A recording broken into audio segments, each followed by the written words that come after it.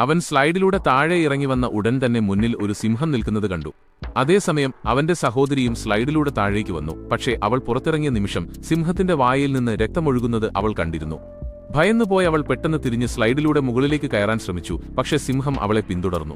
അവൾ മുകളിലേക്ക് കയറാൻ കഠിനമായി പരിശ്രമിച്ചെങ്കിലും സ്ലൈഡിന് വഴുക്കൽ കൂടുതലായതിനാൽ അവൾ താഴേക്ക് വഴുതി വീണു. ഭാഗ്യവശാൽ അവൾ അടിയിലെത്തിയപ്പോഴേക്കും സിംഹം അപ്രത്യക്ഷമായിരുന്നു. ആ സമയത്ത് തന്നെ അവളുടെ നാനി അവിടെ ഓടിയെത്തി പെൺകുട്ടിയെ എഴുന്നേൽപ്പിച്ചു. പക്ഷേ അവളുടെ സഹോദരൻ ഇതിനിടയിൽ എവിടെയോ പോയിരുന്നു. താമസിയാതെ പോലീസ് സ്ഥലത്തെത്തി. പക്ഷേ അവർക്കെവിടെയും സിംഹത്തെ കണ്ടെത്താൻ കഴിഞ്ഞില്ല. ആരും പുറത്തിറങ്ങരുതെന്ന് അവർ എല്ലാവർക്കും മുന്നറിയിപ്പ് നൽകിയെങ്കിലും ഭൂരിഭാഗം ആളുകളും അത് വിശ്വസിക്കാൻ തയ്യാറായില്ല. അന്ന് വൈകുന്നേരം സിംഹം രഹസ്യമായി ഒരു ബസ്സിൽ കയറി. ഒരു ചെറിയ പെൺകുട്ടി അത് കണ്ട് അമ്മയോട് ചൂണ്ടിക്കാണിച്ചു. അമ്മ തിരിഞ്ഞു നോക്കി. സിംഹത്തെ കണ്ട നിമിഷം ഭയന്ന് വിറങ്ങലിച്ചു നിന്നു. ബസ്സിനുള്ളിൽ പെട്ടെന്ന് പരിഭ്രാന്തി പടർന്നു. സിംഹം പെട്ടെന്ന് അവരുടെ നേരെ പാഞ്ഞെടുത്തു.